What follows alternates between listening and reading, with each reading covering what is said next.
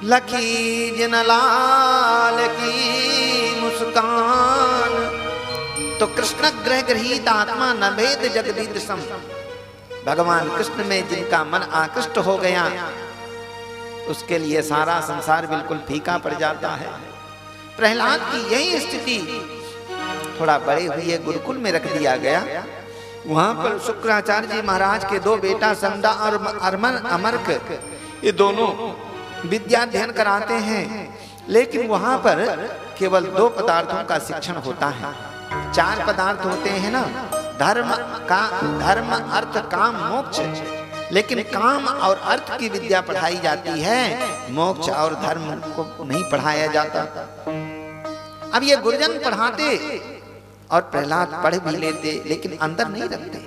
अंदर तो वही रखते जो अपने गुरु जी से पढ़े, नारद जी महाराज से पढ़े, जब अपनी माता के गर्भ में थे। समय बीतता गया, 2 साल हो गए गुरुकुल में रहते रहते। गुरुजनों ने सोचा कि बड़े बुद्धिमान हो गए हैं, महाराज के पास में भेजें, हिरण्यकशिप के पास में, जब सुनाएंगे ये उनको तो हमको प्रोत्साहित करेंगे। महाराज देखिए लेकर के आए। माता कयाधु ने इनको सजा धजा करके बढ़िया अच्छे अच्छे कपड़े पहनाए और पिता की गोद में दे दिया। पिताजी ने इनका माथा सूंघा, गोद में लिया। बेटा बड़े बुद्धिमान लगते हो, बताओ क्या पढ़ा तुमने और सबसे बढ़िया क्या समझते हो? तो प्रहलाद जी कहने लगे, बोले तत्साधु मन्ये सुरवर्य देहिनां सदा समुद्विग्न धियाम सद्गृहात् हित्वात्मपातं ग्रहमन्धकूपं वनं गतो यद्धरिमासेत। पिताजी मैं तो अच्छी बात वही समझता हूँ कि ये घर गृहस्थी का चक्कर जो है ना, अंधेरे कुएं के समान है, ये नरकों में ले जाने वाला मार्ग है। पिताजी भगवान नारायण ही जगत नियंता है, एकांत में जाकर के उन्हीं का आराधन करना चाहिए, इसी में मानव जीवन की सफलता है। अच्छा नारायण के भजन के लिए कह रहे हो? पटक दिया। और गुरुजनों को बुला करके बोले, क्यों यही सब पढ़ाने के लिए आपके विद्यालय में भेजा था बच्चे को? बुद्धि खराब कर रहे हो, ले जाओ और दोबारा इसके मुख से ऐसा न सुने। क्यों ऐसा पढ़ाते हो? गुरुजन बोले, बड़े कांपने लगे, भयभीत हो गए।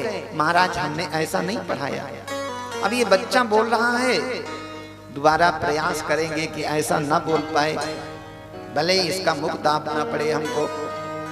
ले गए, बड़े अच्छे ढंग से पढ़ाने लगे।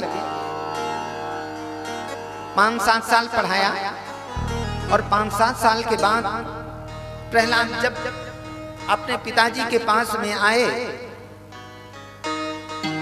बेटा बड़े हो गए हो, बताओ विद्याएं तो बहुत पढ़ी, लेकिन सबसे बढ़िया क्या समझते हो? बोले पिताजी विद्याएं में भी मैं पढ़ चुका हूँ और 9 विद्याओं में पारंगत भी हो गया हूँ।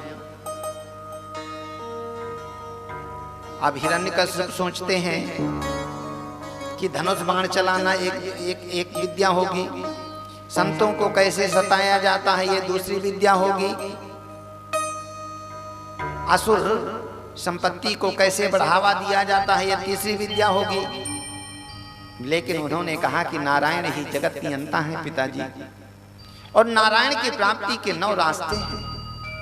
श्रवणम, नवधा भक्ति के बारे में वर्णन किया।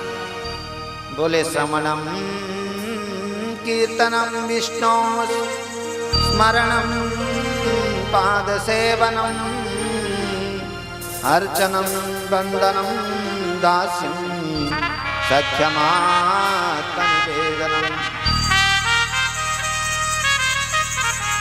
भगवान नारायण की कथाओं का ही श्रवण करना चाहिए और उन्हीं के नामों का संकीर्तन करना चाहिए, उन्हीं का स्मरण हो, ऐसा प्रयास हो। श्रवणम कीर्तनम विष्णु स्मरणम पाद सेवनम, उन्हीं की सेवा में अपने जीवन को लगाना चाहिए।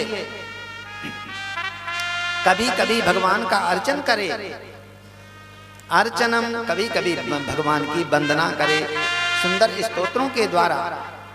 और इतना ही नहीं, कभी कभी ये भी भाव होना चाहिए कि भगवान मेरे मालिक हैं, मेरे स्वामी हैं, मैं भगवान का दास हूं।